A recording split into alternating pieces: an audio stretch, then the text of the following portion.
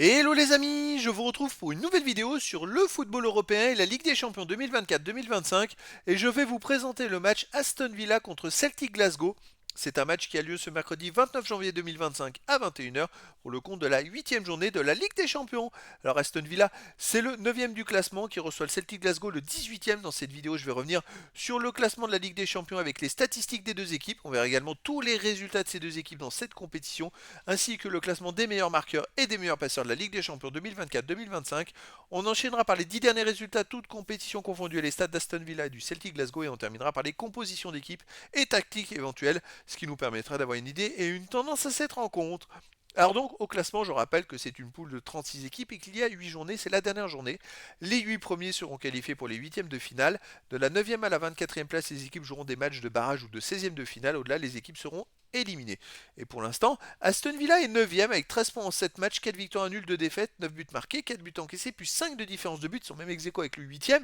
Et donc ils vont tout faire pour rentrer dans les 8 et il faut impérativement qu'ils battent le Celtic Glasgow pour espérer cela.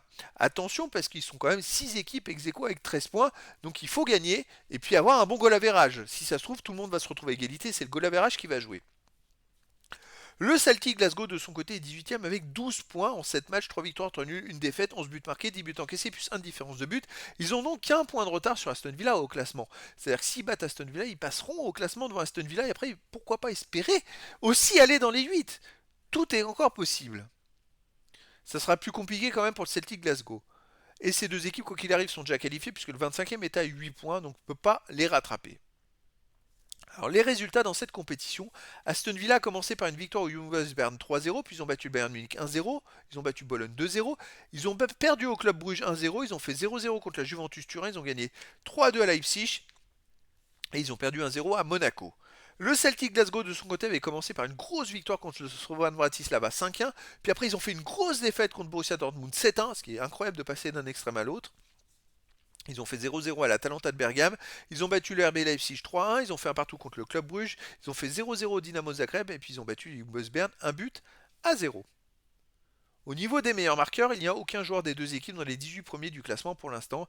Et pour les meilleurs passeurs, 4ème Mexico, Angels du Celtic Glasgow avec 3 passes décisives. Il n'y a pas d'autres joueurs des deux équipes dans les 18 premiers de ce classement pour l'instant. Les 10 derniers résultats, toutes compétitions confondues, Aston Villa, 4 victoires, 3 nuls, 3 défaites, 13 buts pour, 14 contre moins, 1 de différence de but. Alors il reste sur 3 matchs de suite sans victoire, avec 2 nuls et 1 défaite. C'est un peu irrégulier hein, cette saison, mais c'est vrai qu'ils jouent beaucoup de matchs et c'est compliqué de pouvoir garder une continuité dans les résultats. À domicile, ils restent sur un 1 partout contre West Ham. Sinon, ils ont battu West Ham avant en FA Cup 2-1. Ils ont battu Leicester 2-1. Ils ont aussi fait 2-2 contre Brighton et gagné 2-1 contre Manchester City. Donc les 5 derniers matchs à domicile, ok, ils sont invaincus. Hein. C'est quand même 3 victoires et 2 nuls. Mais alors, tous les matchs sont hyper serrés. Le Celtic Glasgow de son côté sur les 10 derniers matchs, 7 victoires, 2 nuls, 1 défaite, 23 buts marqués, 8 buts encaissés, plus 15 de différence de but. Il reste sur 6 matchs de suite sans défaite avec 5 victoires et 1 nul. À l'extérieur, il reste sur un nul de 3-3 à Dundee FC. Ils ont aussi gagné 4-1 à Ross County. Ils ont perdu 3-0 aux Glasgow Rangers. Et ils avaient fait 0-0 à Dundee United. Donc c'est pas des résultats extraordinaires à l'extérieur. C'est très mitigé. Pour moi, Aston Villa est grand favori dans cette rencontre. Et je les verrais bien gagner 2-1. Mais après, dans le foot, tout est possible. Au niveau des compositions d'équipe et tactique, pour Aston Villa, on aurait du 4-2-3, un gardien Martinez, défense Digne, Mings, Konsa, Cash, milieu de terrain défensif Tillman et Camara, milieu offensif et ailier Rogers, Ramsey, Bailey, attaquant Watkins ou Duran. Et pour le Celtic Glasgow, on aurait du 4-3 et gardien Schmeichel, défense Johnston, Carter Vickers, Trusty, Taylor, milieu de terrain Angels, McGregor, attaquant Kuhn, Ida et Furuhashi. Donc voilà les amis, le décor est planté entre ces deux équipes et donc je vous donne rendez-vous ce mercredi 29 janvier 2025 à 21h pour le match de football de la 8e journée de la Ligue des Champions 2024-2025.